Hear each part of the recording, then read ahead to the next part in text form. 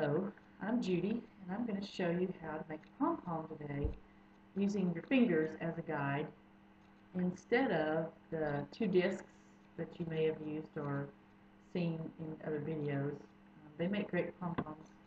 As a kid, we never used those. I always just used my fingers. So first step you're going to do is you're going to need to cut a length of string long enough that you can easily tie a knot. And about, I'd say, 1.5 feet would be plenty, 15 inches maybe. I'm using a different color only because I want you to be able to see the string better. You would probably want to use the same yarn that you use for your pom-pom. Just lay that aside.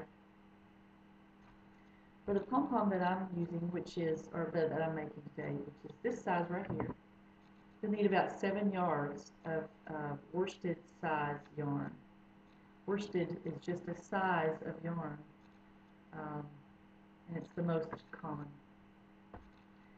The pom-pom I'm making out of 7 yards of yarn, and I'm just going to use 3 fingers, and I'm just going to wrap around my fingers about 50 times. And while I'm wrapping, I'll tell you that if you're pulling directly from your skein of yarn like this, you can reach in the inside or the guts of that skein and actually pull out the middle, and you can pull your yarn from the middle of the skein, and it's a lot easier than pulling from the outside, which is quite a hassle most of the time. So I have about 50 wraps here, maybe 55, and then I'm just going to cut my yarn, and I'm going to pull those wraps off of my fingers. Both this method and the disc method both have their advantages. The advantage of using your fingers is it's fast.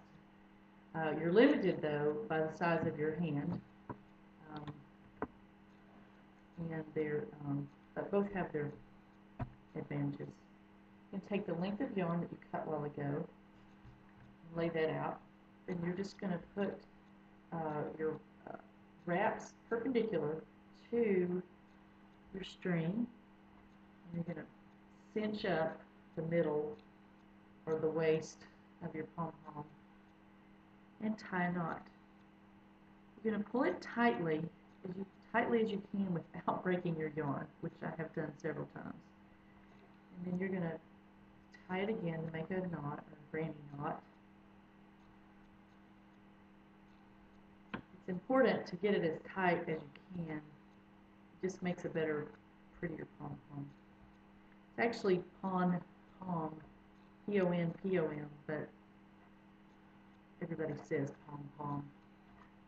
Alright, the trick to this method in making your pom-pom look good is that at this point, the sides of this pom-pom are actually longer than the loops at the top. So what we're going to do is we're going to, using a good pair of scissors, you're going to want to cut the side loops shorter than you cut the top loops. So we're basically cutting off the tips of all of these loops.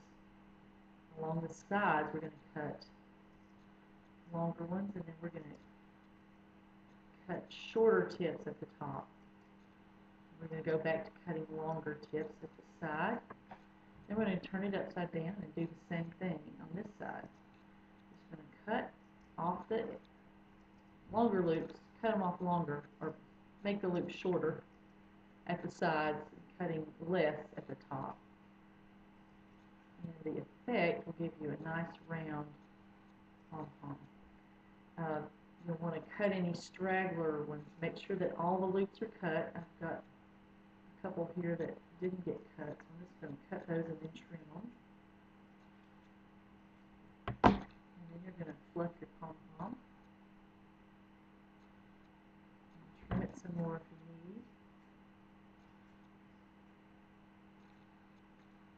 And done. There you have a nice, cute little pom-pom.